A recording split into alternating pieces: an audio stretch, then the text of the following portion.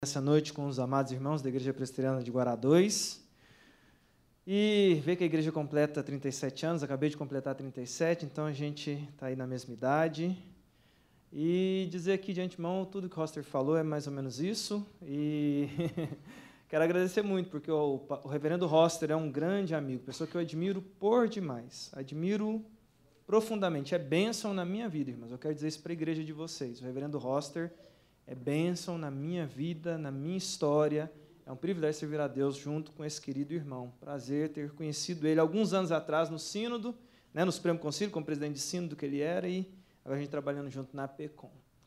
Mas depois eu vou falando outras coisas. Como ele disse, sou casado, minha esposa é Patrícia, tenho 2 filhas, o nome da minha mais velha chama Sara, e a minha caçulinha chama Beatriz, e eu moro em Goianésia. Alguns devem conhecer. Eu quero compartilhar a palavra do Senhor com vocês. Eu quero convidar você a abrir o Evangelho de Lucas, capítulo 7, do verso 11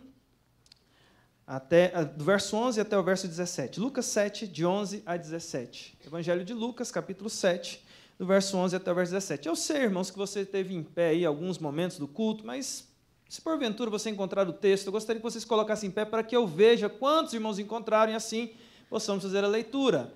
Lucas, capítulo 7, do verso 11 até o verso de número 17. Lucas 7, de 11 a 17. A palavra do Senhor diz assim, irmãos: Em dia subsequente, dirigia-se Jesus a uma cidade chamada Naim, e iam com ele os seus discípulos e numerosa multidão. Como se aproximasse da porta da cidade, eis que saiu o enterro do filho único de uma viúva, e grande multidão da cidade ia com ela. Vendo-a, o Senhor se compadeceu dela e lhe disse: Não chores. Chegando-se, tocou o esquife, e parando-se conduziam, disse: Jovem, eu te mando, levanta-te. Sentou-se que estivera morto e passou a falar, e Jesus o restituiu à sua mãe. Todos ficaram possuídos de temor e glorificavam a Deus, dizendo: Grande profeta se levantou entre nós, e Deus visitou o seu povo. Amém. Meus queridos irmãos, vamos orar? Pai bendito, nós te louvamos, ó Pai, por esse privilégio que temos nessa noite de meditar na Tua Palavra. Sabemos que o Senhor tem falado ao nosso coração nesses dias, tem falado ao coração desta igreja nesses dias. E eu suplico ao Senhor, ó Pai, que nesta noite o Senhor venha mais uma vez impactar esta igreja com a Palavra do Senhor. E que saiamos daqui, ó Deus, renovados, fortalecidos, abençoados por Ti, para a honra e para a glória do Teu nome. Assim oramos em nome de Jesus. Amém. Meus irmãos, podem se assentar, eu quero compartilhar esse texto com vocês, o encontro da morte com a vida, quando a igreja aqui está refletindo, pensando nesses dias sobre adoração e missão, e eu entendo que esse texto é um texto que fala claramente para nós sobre essas duas características da vida do servo de Deus, como algo importante, como algo que caminha junto, porque quando eu entendo missão, e eu vejo o que Deus faz através da missão nas nossas vidas e na vida de pessoas, quando somos enviados a fazer missões, é impossível, irmãos, ver alguém se rendendo aos pés de Cristo e não adorar Jesus de todo o nosso coração por aquilo que só Ele pode fazer. Evidentemente, também, quando nós saímos para adorar e vemos e contemplamos e presenciamos a majestade de Deus, o nosso coração fica de tal forma quebrantado e inclinado por Deus, que nós também acabamos nos envolvendo com missões. A adoração e missão está intrinsecamente ligado uma coisa à outra. Ao ser missionário, eu adoro, e quando eu adoro, inevitavelmente eu saio para fazer missões. Está junto. E esse texto mostra isso para mim. Por quê? É o encontro da morte com a vida. É Jesus levando o povo à adoração, e é Jesus fazendo missão, e eu quero meditar aqui com o tema o encontro da morte com a vida, olhando 3 aspectos aqui nesse texto que me chamam profundamente a atenção. O primeiro aspecto vai no versículo 11, versículo 12, que é o encontro de 2 multidões. Diz lá o versículo 11 e versículo 12 do capítulo 7 de Lucas, diz assim: Em dia subsequente, dirigia-se Jesus a uma cidade chamada Naim, e iam com ele os seus discípulos e numerosa multidão. O 12 diz: Como se aproximasse da porta da cidade, eis que saiu o enterro do filho único de uma viúva, e grande multidão da cidade ia com ela. O encontro de 2 multidões é a primeira característica que eu quero destacar com vocês, meus queridos irmãos, nessa noite. Ora, é Lucas quem está narrando essa história para nós. É interessante, quando a gente vê o Evangelho de Lucas, nós percebemos algo que esse texto tem de profunda, com muita relevância para nós. O que ele tem de interessante? Nós não encontramos essa história nem em Mateus, nem em Marcos, nem em João. É somente Lucas que vai registrar essa história. E a pergunta que vem no nosso coração, e esse texto é cheio de questionamentos, pelo menos eu leio esse texto e faço muitos questionamentos ao ler esse texto, a pergunta é por que Lucas então resolveu colocar essa história para nós? Qual é o objetivo dele? E aí, se você olha todo o livro de Lucas de maneira ampla, você vai perceber que Lucas tinha um objetivo muito claro ao escrever seu evangelho, e o objetivo de Lucas é mostrar Jesus como alguém que tem todo o poder e alguém que é profundamente terno. Doçura e autoridade, doçura e poder na figura do mediador. E assim Lucas vai descrevendo Jesus para nós. E aqui no início do Evangelho de Lucas, Lucas está mostrando para nós Jesus no início da sua caminhada, no início do seu ministério, depois de preparar, contar histórias que mostram toda a preparação para a chegada de Jesus. Assim ele conta a história de João Batista, de Simeão, da viúva Ana, e ele então introduz Jesus, e quando ele começa a mostrar o ministério de Jesus, irmãos, mostra Jesus no início do seu ministério, sendo cercado por multidões. A primeira característica que eu vejo nesse texto é o encontro de duas multidões, porque é nesse momento do ministério de Jesus, onde Jesus se deixou cercar por multidões, que essa história aconteceu, e Lucas, pesquisando, encontrou essa história que ninguém tinha contado e coloca ela para nós. Por que o encontro de duas multidões? Houve esse momento no ministério de Jesus. Houve esse momento que Jesus se deixou cercar por multidões. A gente sabe que esse mesmo Jesus, no momento do ministério dele, e João vai narrar isso para nós, lá no capítulo 6 e 7 do Evangelho de João, que Jesus esparramou as multidões. Há um sermão duro de Jesus ali no Evangelho de João, que ao final do sermão as pessoas começaram a ir embora, e no final do sermão ele vira para os seus discípulos e pergunta: vocês também não querem ir embora? E aí Pedro, como sempre, com as saídas que ele tinha, ele diz: para onde iremos? Só tu tens as palavras de vida eterna. Mas há um momento no ministério de Jesus que ele se deixa cercar por multidões. E é esse o contexto que Lucas está apresentando para nós. Em dia subsequente, Jesus está viajando e uma multidão está seguindo ele, juntamente com os discípulos.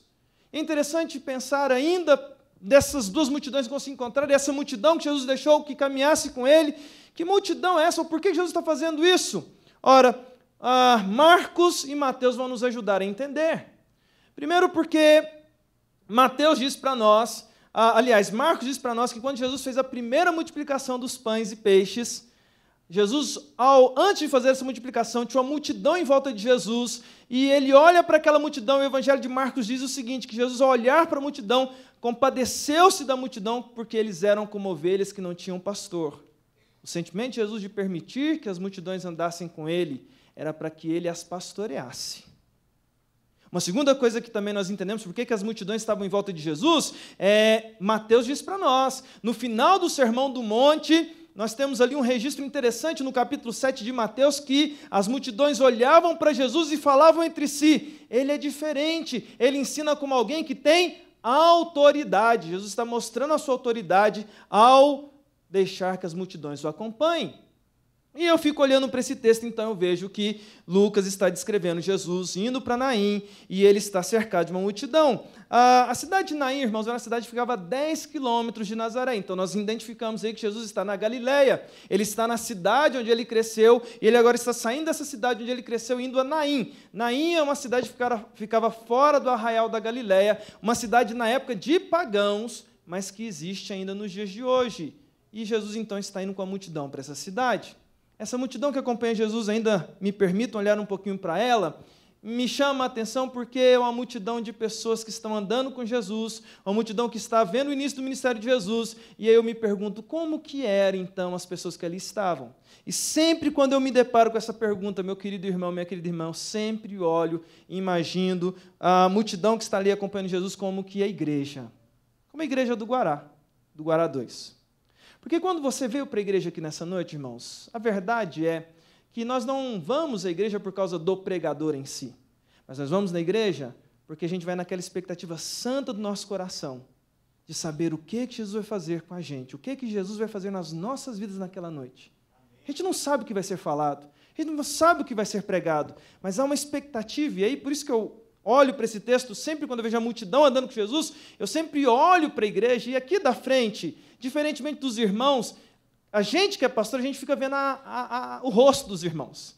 E é interessante ver que, mesmo percebendo que um ou outro, às vezes, está em luta, dificuldade, ou como o próprio reverendo Hernandes estava aqui passando mal há 2 dias atrás, existe uma serenidade que o Espírito Santo promove, que traz uma paz no ambiente, a presença doce neste lugar, a expectativa do que Ele vai fazer, o que aponta para mim uma aparência com aquela multidão. Quando eu imagino aquela multidão, que era composta de ex-cegos, ex-mudos, ex-homens e mulheres que estavam presos ao pecado, gente que outrora era endemoniado, mas que foi liberto por Jesus, e agora acompanha essa multidão na expectativa do que Jesus está fazendo. Eles estão acompanhando Jesus numa viagem, não sabem o que vai acontecer, mas há uma expectativa santa naquela multidão. O que Jesus vai fazer na vida nossa, nas nossas vidas no dia de hoje? E assim está aí nessa multidão. A viagem deles é de 10 quilômetros, de Nazaré até Naim. Naim ficava a 10 quilômetros de Nazaré. 10 quilômetros andando a pé. Hoje em dia, para o pessoal aí que é fitness, faz tranquilo, né? Andando, correndo, nem sente. Naqueles dias, Jesus e aquela multidão também não sentiu. Andou aqueles 10 quilômetros, provavelmente pela estrada, eles perceberam para onde que eles estavam indo, eles estão chegando na cidade de Naim. Quando eles estão aproximando da cidade, o texto diz no versículo 12, a descrição de uma segunda multidão. E lá diz, como se aproximasse da porta da cidade, eis que saía o enterro do filho único de uma viúva, e grande multidão da cidade ia com ela. Perceba que está chegando uma multidão com Jesus, com essa expectativa que eu citei para vocês, e quando eles estão se aproximando da cidade de Naim, está saindo uma multidão totalmente diferente daquela que está chegando. Porque Lucas descreve para nós a diferença. Ele vai ser detalhista. Ele diz que essa multidão que está saindo da cidade é uma multidão que está acompanhando um enterro. E aí Lucas vai ser detalhista a ponto de mostrar para nós algo que mostra para nós que é uma tragédia que ele está descrevendo, e a gente começa a entender por que tem uma multidão ali. É o enterro do filho. Ora, eu não sei vocês, irmãos, mas na minha cabeça, na minha expectativa, quando eu olho para esse texto aqui, e eu percebo ali que está sendo descrito que é o enterro do filho, eu já sensibilizo o meu coração. Porque na nossa cabeça, a gente entende o seguinte, pelo menos entendo eu assim, para nós, a morte nunca é bem-vinda. Ela nunca é bem-vinda. E o texto está falando de um enterro da morte de alguém. Ela nunca é bem-vinda. Mas há momentos em que a gente entende que ela é aceitável. Por exemplo, se uma pessoa viveu muitos anos, e aí ela morre, e aí ela é sepultada pelos filhos, ou seja, um filho enterrou um pai. Na nossa cabeça, a gente pensa assim, certo, a gente não queria que morresse, mas é natural um filho enterrar um pai. É a sequência da vida. Agora, não sei vocês, mas por onde eu ando, e o que eu tenho visto, é que o nosso coração dói quando a gente vê um pai tendo que enterrar um filho. Não é natural para nós. E Lucas vai descrever isso para nós. Ele vai dizer para nós o seguinte, é um enterro. De quem? De um filho. Filho de quem? Ele vai dar detalhes para nós. Filho de uma viúva. E aí nós vamos percebendo que é uma tragédia. Uma multidão está acompanhando alguém que foi atingido por uma tragédia, porque é uma viúva, alguém que já tinha sofrido da viuvez, e agora tinha um filho e perde esse filho. E Lucas vai dar mais detalhes dizendo para nós, filho único. Era um único filho, uma única esperança. E essa mulher perdeu a sua única esperança. Diga-se de passagem que no contexto social daqueles dias, as viúvas passavam necessidades. É por isso que no livro de Atos, e é por isso que em Tiago, nas recomendações para a igreja e para os diáconos, se exige que se cuide das viúvas, porque elas ficavam à margem da sociedade. Elas tinham uma esperança, os seus filhos para resgatá-los. E aqui Lucas está dizendo para nós que a última esperança daquela mulher pereceu. E aí eu começo a entender por que aquela mulher está sendo acompanhada de uma multidão. Mas que multidão é essa, meu querido irmão? Uma multidão diferente daquela que está chegando, uma multidão triste, uma multidão abalada com a dor daquela mãe, uma multidão abalada com a dor da história daquela mulher, uma multidão impactada pela dor da morte, de ver uma mãe ter que sepultar um filho. Eu ainda falando um pouquinho sobre isso com vocês, meu ministério, como o pastor Roster colocou aí, eu fui pastor em Goianésia 12 anos da mesma igreja, agora eu trabalho na faculdade. Mas uma das coisas mais marcantes do meu ministério aconteceu no ano de 2014, 1º de junho de 2014. Me permitam contar essa história brevemente, porque eu lembro direitinho desse dia como se fosse hoje. Fui para a igreja, para a escola dominical, como sempre fazia, mas naquele dia em especial, porque eu morava do lado da igreja, a casa pastoral ficava do lado da igreja, então era raro eu ir no banheiro da igreja. Se eu moro do lado da igreja, eu chegava mais ou menos para a hora do culto, porque eu já me preparava ali, já arrumava em casa mesmo e não usava o banheiro da igreja. Né? Mas naquele dia eu cheguei mais cedo na igreja, percebi alguma coisa na minha roupa que estava me incomodando e fui no banheiro da igreja, o que raramente eu fazia. Eu entro no banheiro da igreja, estou lá me arrumando na frente do espelho do banheiro da igreja, quando chega um jovem por nome Aleph, e ele chega e me cumprimenta: bom dia, pastor, filho de presbítero da igreja. Ah, irmãos, se eu soubesse que seria o meu último diálogo com Aleph, eu teria falado outras coisas. Eu teria abraçado aquele menino, teria apertado ele e falado assim: menino, eu te amo, você é bênção na minha vida, você é bênção na vida dessa igreja, você é um homem de Deus, porque de fato ele era, mas eu não sabia. E como pastor, que está preocupado com a rotina da igreja, eu virei para ele e falei assim: seu pai vem hoje na escola dominical? E ele falou assim: olha, pastor, meu pai vai ficar em casa, só vem eu e minha irmã. Eles estão resolvendo um problema lá e não vai poder vir. Eu falei: chegar na sua casa, fala para o seu pai ligar para mim. Ok. Fomos para a escola dominical aconteceu normalmente, ele estava com a namoradinha dele, ele terminou a escola dominical, foi almoçar na casa da namorada, da casa da namorada ele deixa ela, está voltando para a casa dele, dirigindo uma moto, quando de repente ele perde o controle da moto, bate num poste, quebra o pescoço. O pai dele me liga. Domingo, irmãos. Pastor, estou indo para o hospital.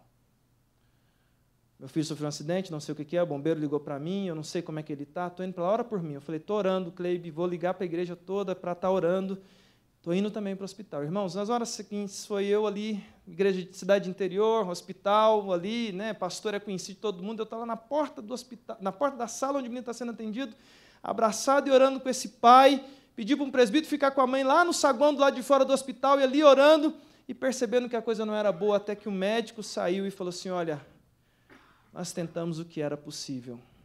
Infelizmente, ele não resistiu. Ali eu só segurei aquele par, irmãos. O médico vira para mim e fala assim: você é o pastor aqui, a gente conhece, né? Você é o pastor deles, não é? Sou. Você poderia, porque talvez seja a pessoa que pode dar essa notícia, a melhor pessoa para uma notícia como essa. Você poderia dar uma notícia para a mãe? Lá vou eu, irmãos, andando pelo corredor do hospital, em direção a saguão, onde um presbítero estava lá com essa irmã, orando por aquela mãe, para dar a notícia que eu pedi para Deus para nunca mais ter que dar para uma mãe. Quando eu chego lá e parece que pastor, né? A mãe olha para mim e fala assim: pastor, me dá uma boa notícia. Eu só tive condições de falar para ela o seguinte, irmãos: minha querida irmã Abadia, aprove a Deus chamar o Aleph para si. Naquele momento, irmãos, toda a igreja presbiteriana do bairro Carrilho, da qual eu era pastor, estava ali dentro do hospital. A igreja toda ali dentro, com a dor daqueles pais. E eu me lembro do culto fúnebre, irmãos, que quando eu saí da minha casa, todo arrumado para o culto do Aleph, quando eu saí da minha casa, irmãos, abri a porta da minha casa, eu dou de cara com esse presbítero. Irmãos, o Aleph não era meu filho, o Aleph não foi criado junto de mim, não tinha parentesco nenhum com ele, mas quando eu vi a dor daquele pai me esperando como presbítero na porta da minha casa para ir junto comigo para fazer um culto de louvor a Deus pela vida do filho que morreu de 18 anos, quando eu vi a dor daquele pai, eu desabei, irmãos, como poucas vezes eu desabei na minha vida em lágrimas, em ver a dor de um pai ter que enterrar um filho. Eu entendo porque tem uma multidão, porque na nossa cabeça não é normal um pai enterrar um filho, dói. Mesmo não sendo nada nosso, mesmo não sendo parente nosso, dói ver isso.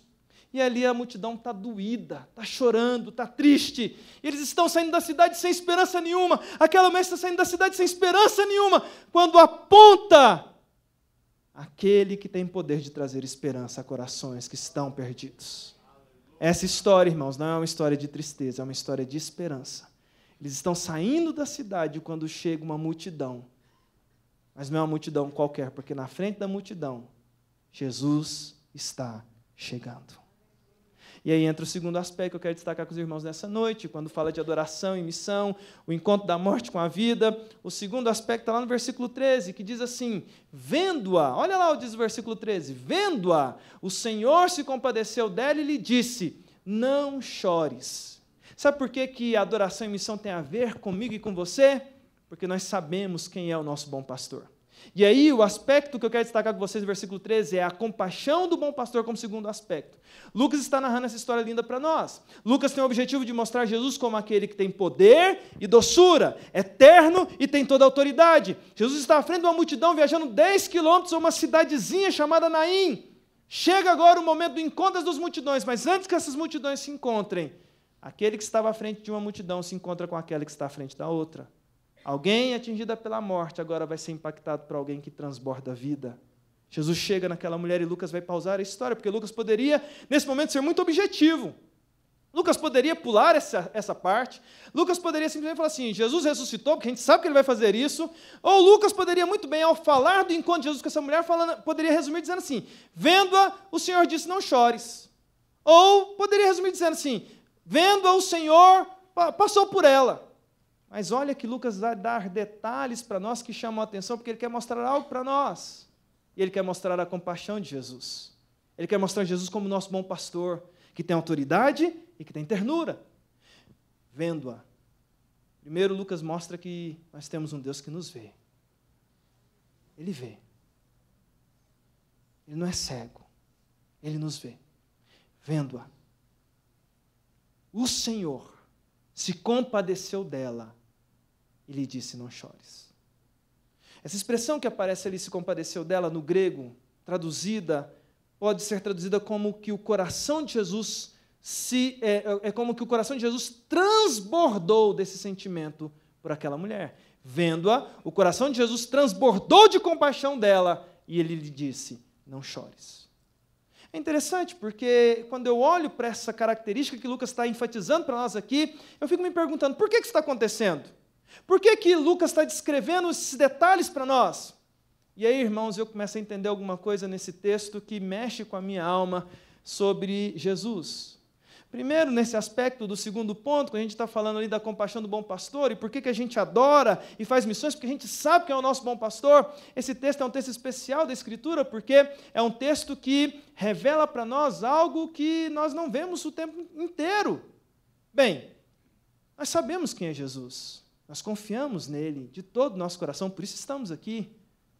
Mas são poucos os textos da Escritura que fazem ao contrário daquilo que a gente vive no dia inteiro, ou o tempo todo das nossas vidas, porque o tempo inteiro na nossa vida cristã é o nosso coração por inteiro transparente diante de Jesus, diante de Deus. Mas esse texto aqui, Deus nos abençoa com uma característica interessante. Esse texto abre-se uma janela para a gente enxergar o coração de Jesus. E é gostoso ver o que está no coração de Jesus, apesar de a gente já saber o que está lá. O texto abre e sonda. O Espírito Santo revela para Lucas o que está no coração de Jesus, e o que está no coração de Jesus é compaixão por aquela mulher. Mas isso me angustia, porque eu fico perguntando por quê? E aí nós fazemos perguntas para o texto. Porventura, essa mulher era conhecida de Jesus do ponto de vista humano, porque como Deus ele conhecia, por isso que ele está nessa viagem, encontros marcados na eternidade. Mas a pergunta é, por Naim ficar perto de Nazaré, porventura, algum momento da história, essa mulher teve contato com Jesus, a família dessa mulher teve contato com a família de Jesus, de forma que de repente ele a conhecesse, ou tivesse chegado a notícia até ele? Ou porventura ela era conhecida de algum dos discípulos, ou de alguém da multidão que falou assim, Jesus, tem uma mulher sofrendo em Naim, a gente pode ir lá? Aí você olha para o texto, estuda os comentaristas, e olha para a própria escrita de Lucas, e sabe o que você vai perceber, irmãos? Lucas vai dar pistas para nós. Eu sou apaixonado em Lucas. Ah, como eu gosto da escrita de Lucas. Como eu gosto da maneira como Lucas escreve. Porque Lucas, no capítulo 1, verso 1, diz que ele fez uma pesquisa profunda desse texto. Aliás, fez uma pesquisa profunda da história de Jesus. De forma que ele pesquisou com várias testemunhas. É o que ele diz lá no capítulo 1, verso 1. E Lucas pesquisou. E por que ele pesquisou, irmãos? Vamos lembrar aqui? Ele não estava presente quando essa história aconteceu. Vocês sabem disso, né? Lucas veio depois. Ele não é um dos 12. Ele não estava lá presente. Ele veio posteriormente. Então, ele fez uma pesquisa para coletar essas histórias. Se embasou no Evangelho de Marcos, que já tinha sido escrito, para escrever o seu Evangelho. Ou seja, ele pesquisou várias testemunhas. E aí é uma coisa interessante. Lucas pesquisa, vai atrás de testemunha, vai atrás de testemunhas inspiradas por Deus, pesquisa. Sabe o que ele descobre? A história. Mas ninguém sabia o nome da mulher. Porque esse Lucas é tão detalhista que ele dá nomes às pessoas. Várias histórias aí que ele narra, tem nome dos personagens. Ele pesquisou e não encontrou nome. Ele pesquisou o nome do filho da viúva. Sabe como é que o filho da viúva entra para a história, irmãos? Como filho da viúva, que tinha morrido. E sabe o que isso representa para nós? Ninguém ali conhecia aquela mulher. Ninguém ali conhecia aquele menino. Por que Jesus está ali? Porventura ela fez uma oração? Talvez a resposta seja essa. Ela orou. Pastor, ela fez uma oração. E aí os comentaristas vão dizer o seguinte sobre esse texto, irmãos, que essa mulher era pagã. Se ela orou para o Deus errado. Aí complica. Orou errado ainda e Jesus está lá? Por que Jesus está ali, irmãos? Por que Jesus está chegando na hora exata? Por que Jesus está se aproximando ali, primeiro indo em direção àquela mulher, olhando no fundo dos olhos dela, falando para ela não chorar, mas não somente isso, com o coração transbordando de compaixão.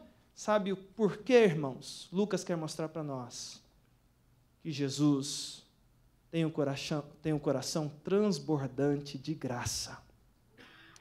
E sabe o que isso quer dizer para nós como lição?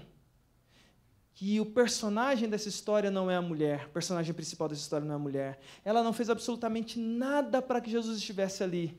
O personagem principal da história é Jesus. Quem toma iniciativa é Jesus. Jesus está ali porque Ele quer estar, porque o coração de Jesus é cheio de graça para salvar pessoas que estão enfrentando dores tremendas na sua vida. E Ele tem vida e graça para invadir corações que estão dominados pela morte.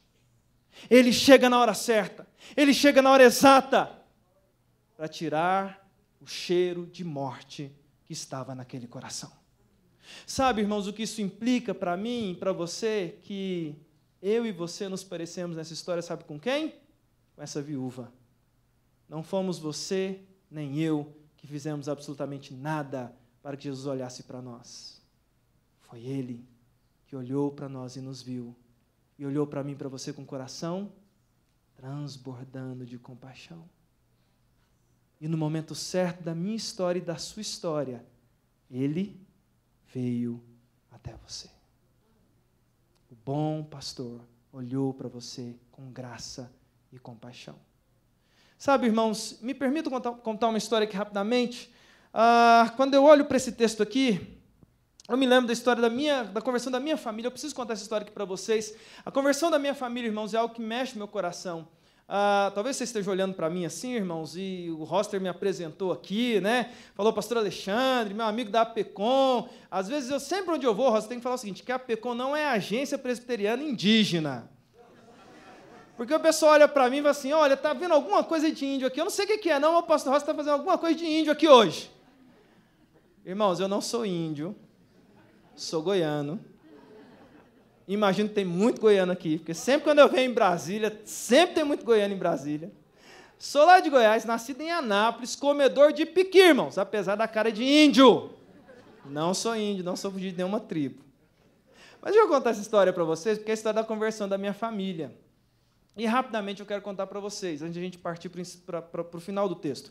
Mas a minha mãe se converteu em 1986, em Anápolis. E sabe como é que ela se converteu? Um presbítero foi trabalhar com um tio meu, casado com a irmã da minha mãe, na prefeitura de Anápolis.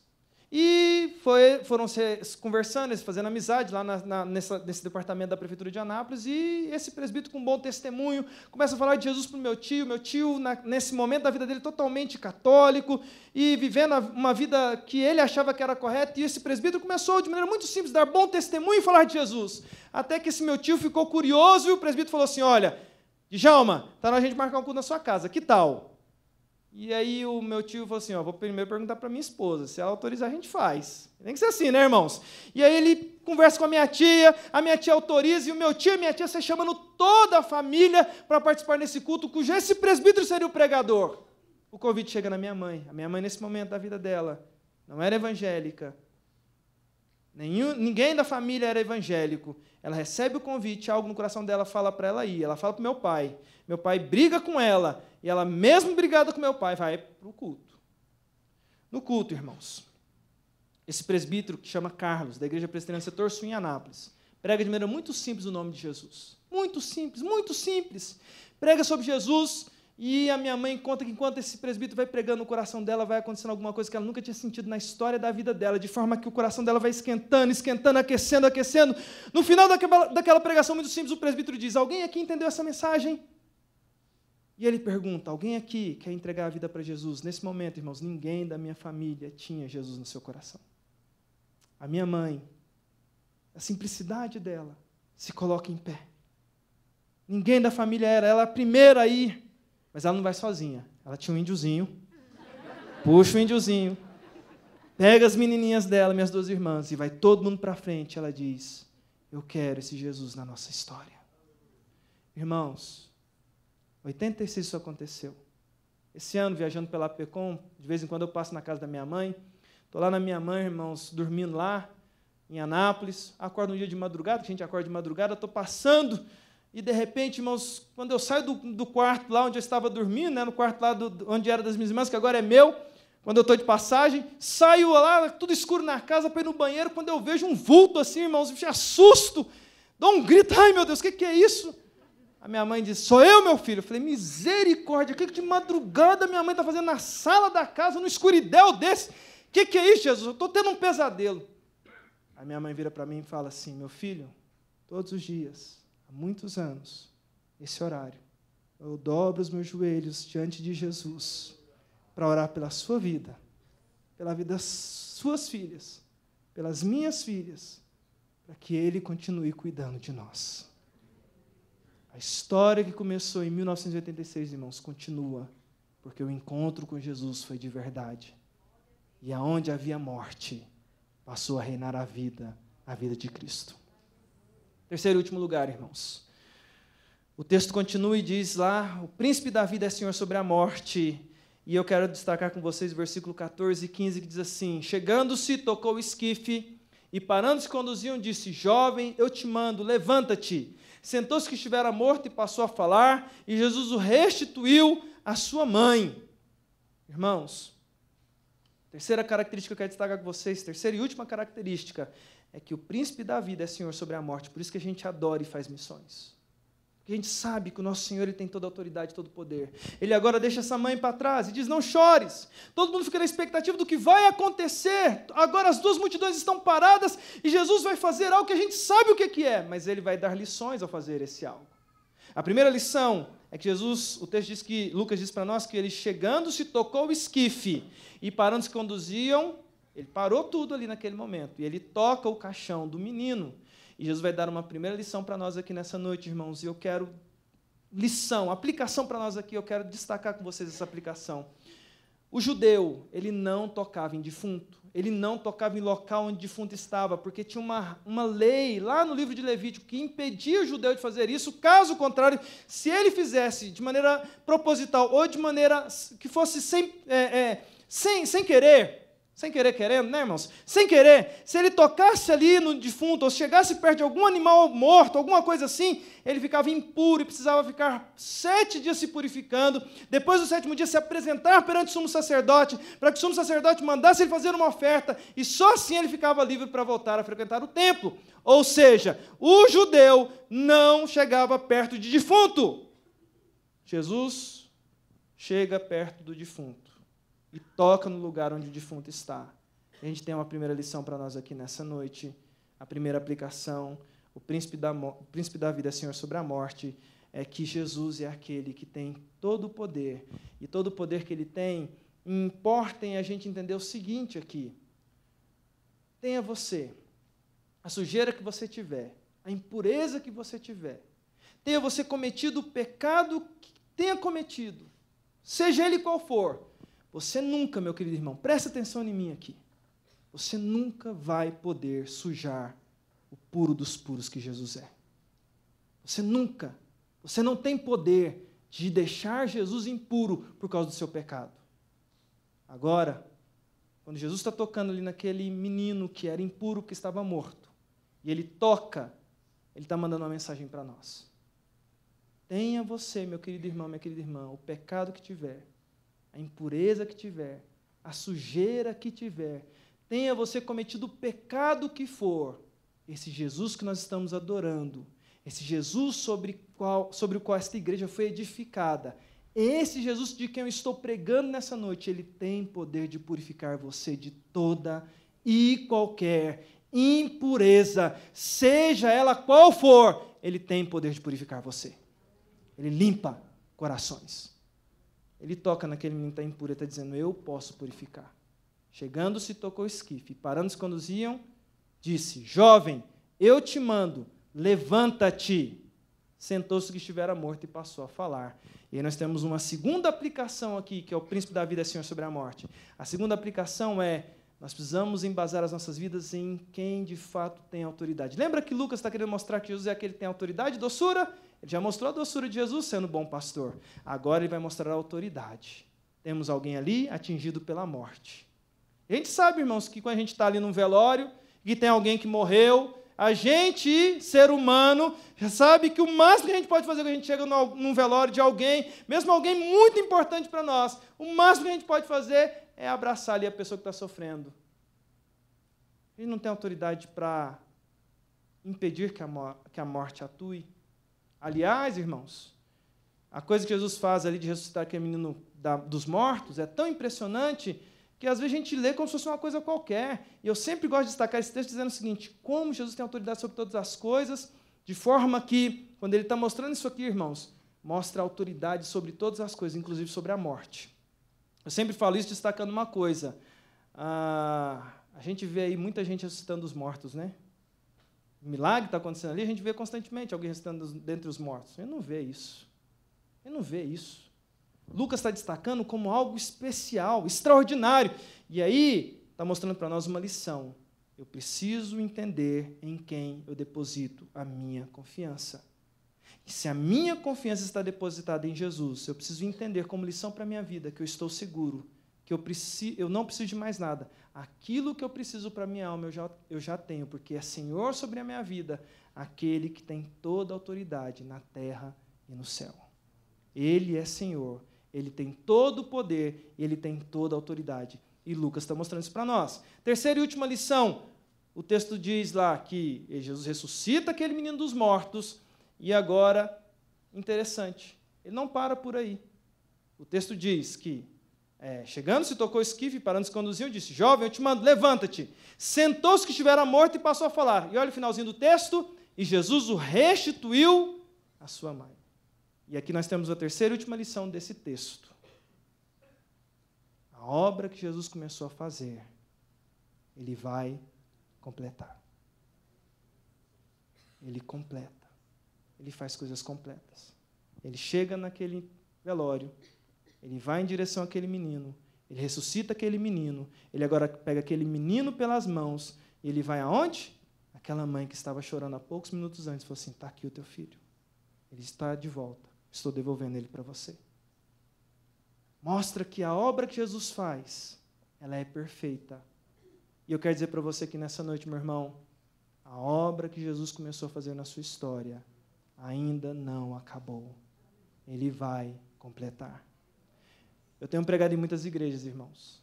E uma das coisas que eu mais tenho visto são irmãos passando por lutas com maridos descrentes, maridos fora do caminho do Senhor, esposas fora do caminho do Senhor, mas muitos filhos desviados, filhos que cresceram na igreja e estão fora do caminho do Senhor por algum motivo. Eu quero dizer para você aqui nessa noite que Deus não deu filho para você, meu irmão, para a perdição. Eu quero dizer para você, em nome de Jesus, que esse texto aqui é para pai e para mãe, dizendo que o Senhor é poderoso. Se o seu filho está aí no mundo morto, o Senhor Jesus tem poder de ressuscitar o seu filho e trazer de volta para a presença dele e devolver o seu filho para você, para que em você e na sua família o nome de Jesus seja exaltado. Deus não deu filho para nós, para povoar o inferno. Deus deu filhos para a aliança e conosco habitarão o céu.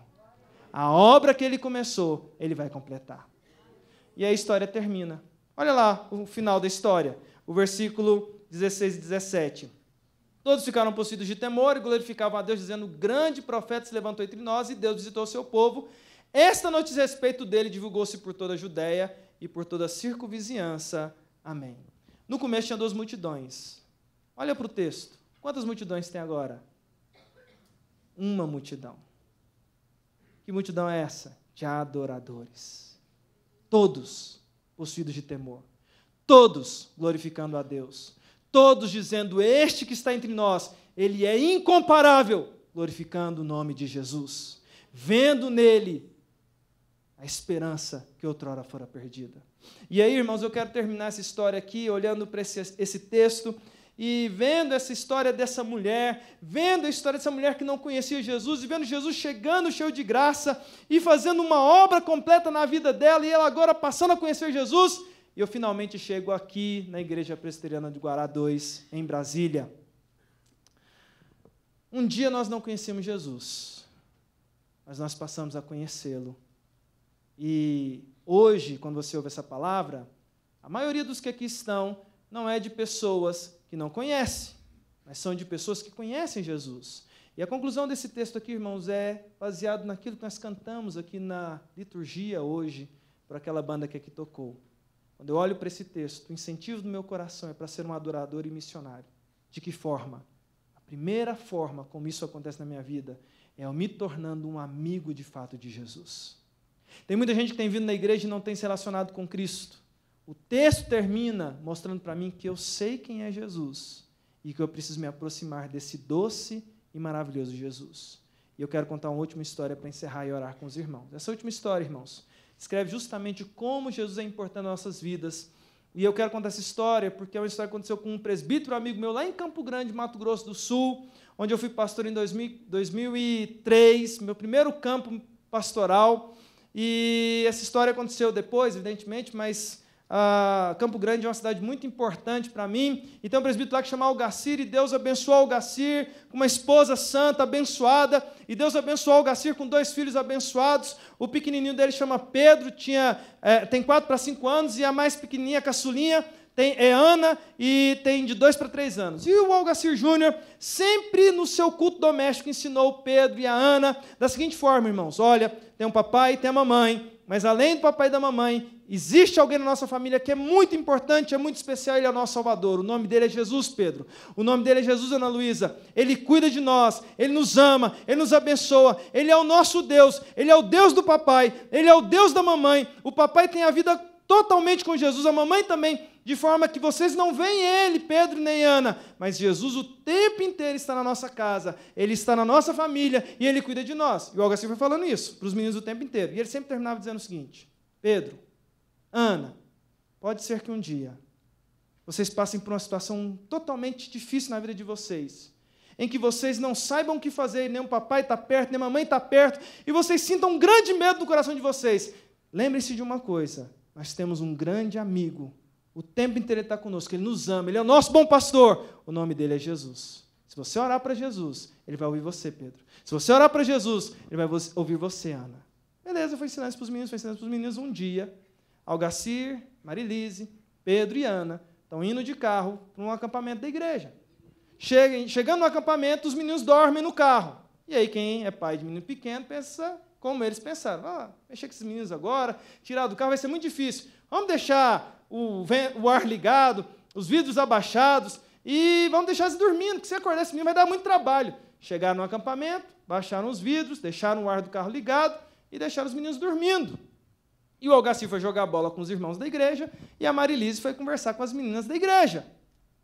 Estão lá conversando de um lado para o outro, de repente cai um temporal. Uma tempestade, irmãos. E lá em Campo Grande é assim, raios e trovadas e aquela chuva pesada de uma vez. E o Algacir corre para um lado e pensa assim: a Marilise vai atrás desses meninos. Correu para se proteger. A Marilise correu para o outro lado e pensou o seguinte: o Algacir vai lá pegar os meninos. E foi se proteger.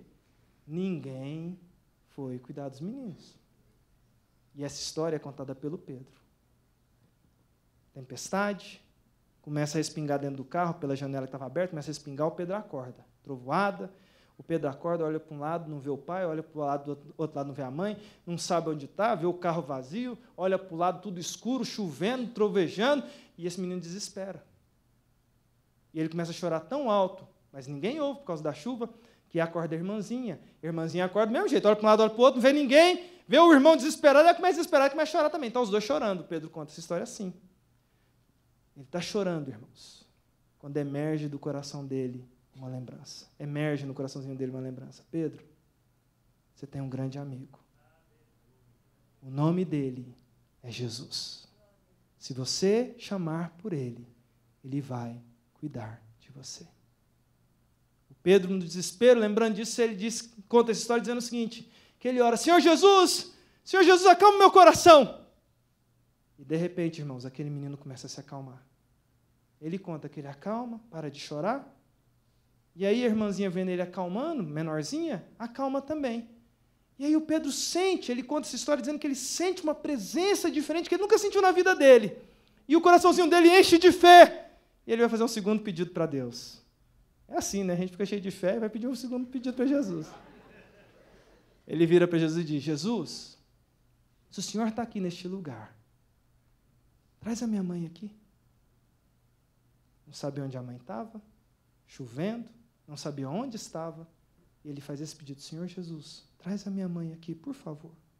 Se o Senhor está aqui, traz ela. Passava do lado do carro, na hora que ele está fazendo essa oração, uma irmã, não é a mãe. Sente vontade de abrir a porta do carro. Isso é o testemunho, irmãos, da família. Algo fala para ela, não é para você fazer isso. Ela corre em direção à mãe. Chega na mãe, e o Algacir, que conta essa história, fala assim, Alexandre, não tem como ela passar ali, não tinha lugar para ela passar. Não sabe como é que seu irmão passou lá perto desse carro. Mas ela passou, viu os meninos acordados, chega na mãe e fala assim, Marilise, tem movimento de menino lá no carro, lá parece que seus filhos acordaram. Mãe, sabe como é que foi, né? Igual galinha choca, debaixo da chuva, atrás desses meninos. Quando ela chega lá, ela abre a porta de uma vez.